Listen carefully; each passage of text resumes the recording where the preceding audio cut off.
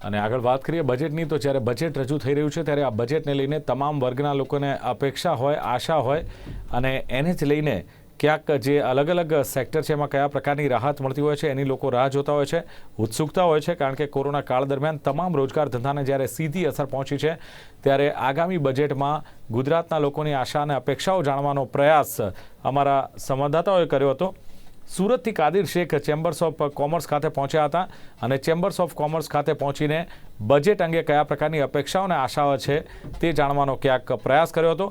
આવો જાણીએ કાદિર શેખ પાસેથી કે કયા પ્રકારની આશા અને અપેક્ષાઓ બજેટ પાસેથી રાખી રહ્યા છે।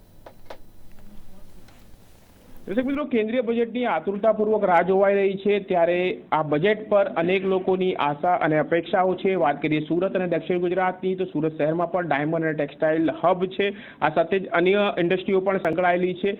ત્યારે ઉદ્યોગ જગતના લોકોની શું અપેક્ષાઓ કેન્દ્રીય બજેટથી છે, આ અંતર્ગત આપણે ઉદ્યોગ જગતના જે ઉદ્યોગપતિઓ છે એમની સાથે વાત કરીશું, આ ઉદ્યોગ સાથે સંકળાયેલા લોકો સાથે વાત કરીશું। આ અંતર્ગત આપણી સાથે સૌપ્રથમ જોડાયા છે સુરત ચેમ્બર ઓફ કોમર્સના પ્રમુખ આશીષભાઈ ગુજરાતી। આશીષભાઈ, શું અપેક્ષાઓ સેવો છો વર્ષ નવું જે બજેટ આવી રહ્યું છે કેન્દ્રનું એનાથી? પહેલાં તો હું ડાયરેક્ટ ટેક્સીસ એટલે ઇન્કમ ટેક્સ બાબતે વાત કરીશ, જે દરેક ઇન્ડસ્ટ્રીને સ્પર્શ થાય છે। સૌથી પહેલાં તો એ નવી કોર્પોરેટ રજિસ્ટ્રેશન માટે એ લોકોએ 15% ટેક્સ રાખ્યો છે ઇન્કમ ટેક્સનો।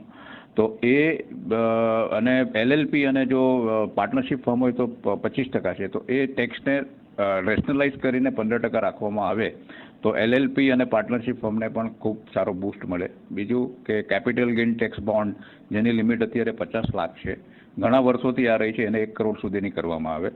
બીજું ઇન્કમ ટેક્સ ઇન્વેસ્ટમેન્ટની લિમિટ જે 1.5 લાખ રૂપિયા છે એને 2.5 લાખ રૂપિયા કરવામાં આવે। પ્લસ હાઉસિંગ લોનની જે એક્ઝેમ્પશન છે ઇન્ટરેસ્ટ એ 1.5 લાખ છે એને પણ 2.5 લાખ કરવામાં આવે। અને જે પર્સનલ ઇન્કમ ટેક્સ છે જે અમે માંગણી કરી છે કે 10 લાખ સુધી એક્ઝેમ્પ્ટેડ હોય અને 20 લાખ સુધી ફ્લેટ 10% રેટ હોય। આ ઇન્કમ ટેક્સ જો ઘટાડશો તો આપણું જે GSTનું કોમ્પ્લાયન્સ છે તો એ વધી શકશે। હવે GSTની વાત કરીએ આપણે જો ઇનડાયરેક્ટ ટેક્સીસની, તો એમાં જે કી રો મટીરિયલ છે જે દરેક ઇન્ડસ્ટ્રીમાં વપરાતું હોય એને અત્યારે કસ્ટમ ડ્યુટી માટે એક્ઝેમ્પ્ટ રાખવું જોઈએ। જેમ કરીને હું દાખલો આપું તો ગયા બજેટમાં એ લોકોએ કોટન યાન અને સિલ્ક યાન પર કસ્ટમ ડ્યુટી વધારવામાં આવેલી હતી, તો એવી રીતે એ યાન પર ડ્યુટી વધવી નહીં જોઈએ, ઇનફેક્ટ 0 હોવી જોઈએ। ચોક્કસપણે ઇન્કમ ટેક્સના સ્લેબની એમણે વાત કરી ખાસ કરીને, અને જો ઇન્કમ ટેક્સના સ્લેબમાં ફેરફાર કરાશે તો GSTમાં રાહત જે છે સરકાર જે ફેરફાર કરવા ઈચ્છે છે તે થઈ શકે છે, પોઈન્ટ એમને કીધું। આપણી સાથે ઉપપ્રમુખ પણ જોડાયા છે હિમાંશુભાઈ બોડાવાલા, એમની સાથે ટેક્સટાઇલ ઇન્ડસ્ટ્રીની આપણે વાત કરીએ। હિમાંશુભાઈ, સુરત જ્યારે હબ હોય, દક્ષિણ ગુજરાત હબ હોય ટેક્સટાઇલ ઇન્ડસ્ટ્રીનું, હાલ પરિસ્થિતિ કેવી છે અને કેવી આશાઓ આવનારા બજેટથી? હાલ કોવિડ પછી પરિસ્થિતિ સુધારા પર છે અને હમણાં જે TTDS scheme, textile technology development scheme, ગવર્મેન્ટે ડ્રાફ્ટ અત્યારે ફ્લોટ કરી છે, તો આશા રાખીએ કે આ બજેટની અંદર એ લોકો એને ફાઇનલાઇઝ કરીને એને ઇમ્પ્લિમેન્ટેશન લાવી દે, નોટિફિકેશન બહાર પડે। સેકન્ડલી, જે ગયા બજેટમાં 7 મિત્રા પાર્ક ડિક્લેર કર્યા હતા તો એમાંનું 1 કે 2 ગુજરાતમાં આપવાના છે એ પ્રિન્સિપલી નક્કી કર્યું છે, એનું પણ આ બજેટની અંદર સુરતને મળે છે એવું જો ડિક્લેર થઈ જાય તો ચોક્કસપણે સાઉથ ગુજરાતનું ટેક્સટાઇલ ઇન્ડસ્ટ્રીનો એક સૂર્યોદય થશે અને એક ગેમ ચેન્જર સાબિત થશે। GSTની જે રીતે વાત કરવામાં આવે, ક્યાંક ને ક્યાંક ખૂબ વિરોધ અને જે રીતે વેપારીઓની એક જે આશાઓ છે, શું લાગે છે બજારમાંથી કેવી વાતો મળે છે? GST માટે પહેલાં તો FM મેડમના અમે આભારી છીએ, સમગ્ર ટેક્સટાઇલ ઇન્ડસ્ટ્રી, દર્શનાબેન અને પાટીલ સાહેબના પણ આભારી છે કે જે 12% એ લોકોએ નોટિફિકેશન બહાર પાડેલું એને ફરીથી એ લોકોએ રિવોક કર્યું છે અત્યારે। અને એવી આશા રાખીએ છીએ કે આ બજેટની અંદર 5% સ્ટેટસ કો 1 વર્ષ સુધી એટલીસ્ટ રહે, તો જેથી કરીને ટેક્સટાઇલ ઇન્ડસ્ટ્રી ફરીથી બેઠું થઈ જાય અને આવનારા સમયોમાં પણ આ જ 5% કન્ટિન્યુ રહે એવી અમે અપેક્ષા રાખીએ છીએ। ચોક્કસપણે આપણે IT સેક્ટરની વાત કરીએ તો IT જગતના આપણી સાથે ઉદ્યોગ દીપક શેઠવાળા આપણી સાથે જોડાયા છે। દીપકભાઈ, IT સેક્ટરની વાત કરીએ તો કઈ રીતે જુઓ છો? હું એવું માનું છું કે મોબાઈલનો વપરાશ બહુ વધી ગયો છે અને મોબાઈલ એક ઘરમાં એક જણા પાસે બબે મોબાઈલ હોય છે કે સિમ કાર્ડ પણ બબે હોય છે. એની સાથે જ એની એસેસરી પણ બહુ મોટી ડિમાન્ડ હોય છે.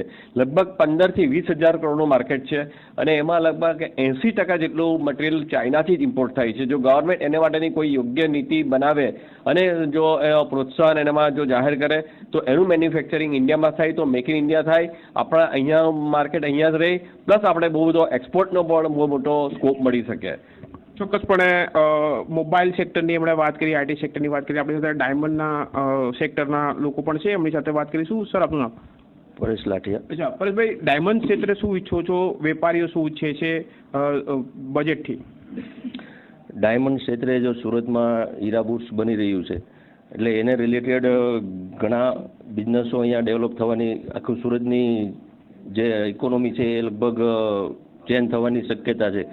તો કટ અને પોલિશ હીરા અને કિંમતી અર્ધ કિંમતી રત્નો પર જે ડ્યુટી અત્યારે 7.5% છે એનાથી ઘટાડીને જો 2.5% કરવામાં આવે તો ઇન્ડસ્ટ્રીને ઘણો બૂસ્ટર મળશે.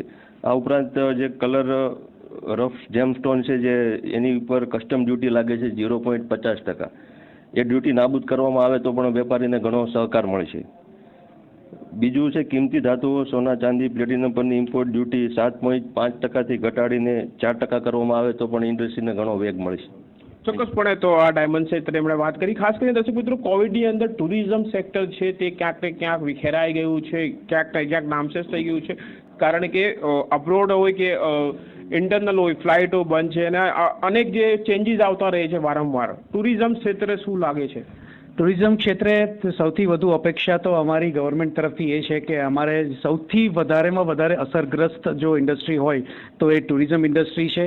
ટુરિઝમ ઇન્ડસ્ટ્રીને એક રેકગ્નાઇઝેશન મળવું જોઈએ. એમએસએમઈમાં ગવર્મેન્ટે એને સર્વિસ સેક્ટરને એમએસએમઈમાં સમાવ્યું તો છે, પણ હજુ પણ ક્યાંક ને ક્યાંક ટુરિઝમ ક્ષેત્રને રેકગ્નાઇઝેશન નથી મળી રહ્યું. અને ઇવન ફાઇનાન્સ ક્ષેત્ર છે કે બેન્કર્સ છે એ લોકો પણ એને બહુ સિરિયસલી નથી લેતા ટુરિઝમ ક્ષેત્રને, અને જ્યારે લોન લેવાની આવે છે ત્યારે એને નેગેટિવ ક્ષેત્રમાં એને મૂકવામાં આવ્યું છે. તો એને થોડુંક પોઝિટિવ તરફ વલણ આવે એવું અમારી માંગણી છે ગવર્મેન્ટ તરફથી.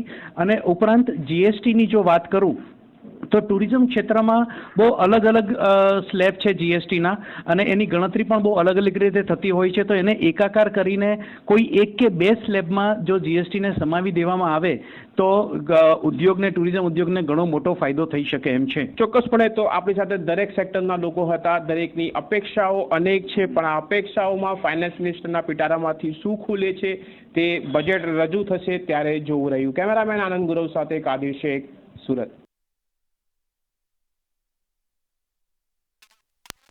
અપેક્ષાઓ વ્યક્ત કરી અને આ સાથે જ જીસીસીઆઈ સાથે પણ અમારા સંવાદદાતા દીપક મકવાણા જીસીસીઆઈના સભ્યો સાથે વાત કરી હતી અને બજેટને લઈને કયા પ્રકારની અપેક્ષા છે જાણવાનો પ્રયાસ કર્યો. આવો જાણીએ કે જીસીસીઆઈ સાથે સંકળાયેલા લોકોનું બજેટને લઈને શું કહેવું છે.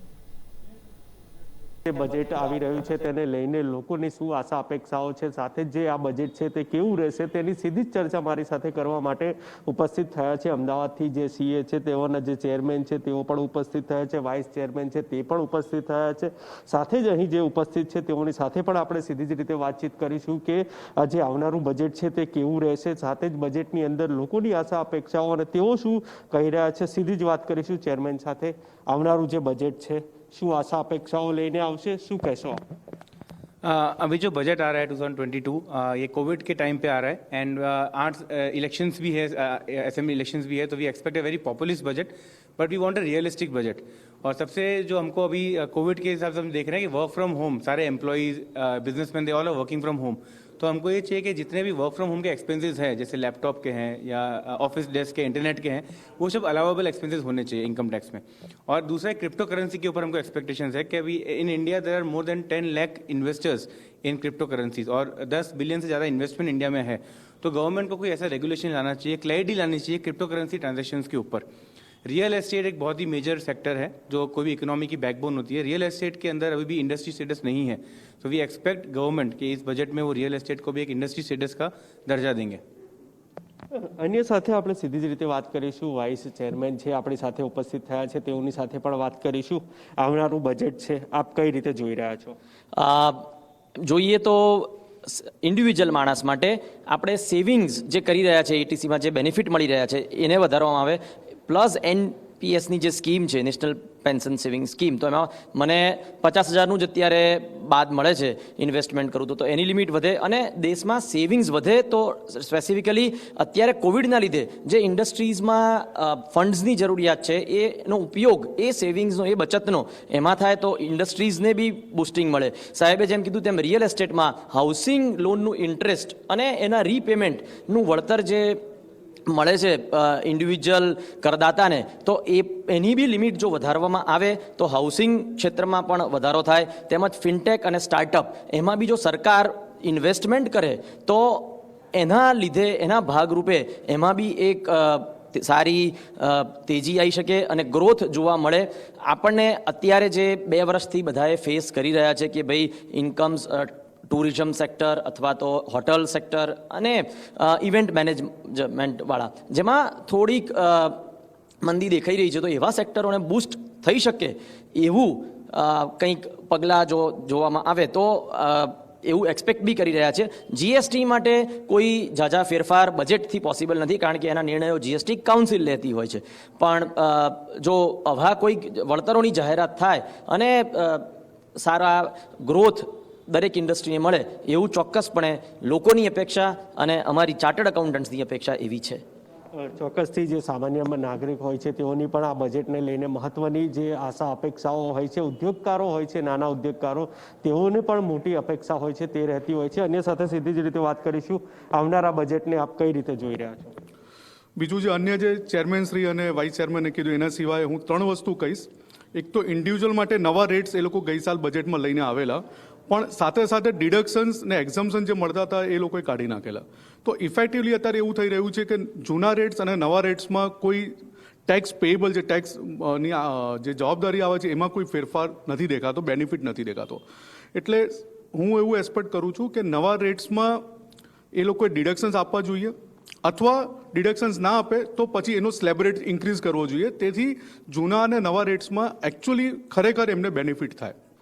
બીજી વસ્તુ, કોર્પોરેટ ટેક્સેશનમાં 25% રેટ એ લોકોએ કરેલો છે, 2 વર્ષ થઈ ગયા એ વાતને, પણ પાર્ટનરશિપ ફર્મ અને એલએલપીમાં 30% જ રેટ છે, જે ખરેખર 25% જ હોવો જોઈએ. તો એલએલપી અને પાર્ટનરશિપ ફર્મ સરભર થઈ શકે અને કોર્પોરેટ કંપનીઝ જોડે એ લોકો કોમ્પિટિટ કરી શકે.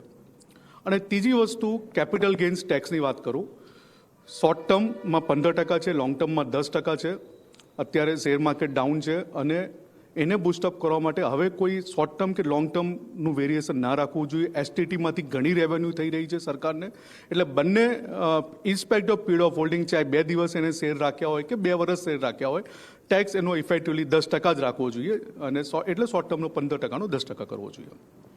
ચોક્કસથી તો આપણે આ સીએના નજરે જોયું કે જે આવનારું બજેટ છે તે લોકોની માટે આશા અપેક્ષા લઈને આવે, ત્યારે હવે જોવાનું રહેશે કે જે આવનારું બજેટ છે તે કેટલી આશા અપેક્ષાઓ સાથે આવે છે. કેમેરામેન ગજરાજ સોલંકી સાથે રિપોર્ટર દીપક મકવાણા, અમદાવાદ.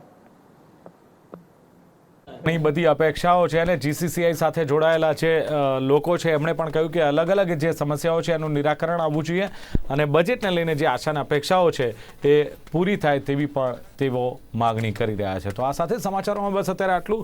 વધુ સમાચારને અપડેટ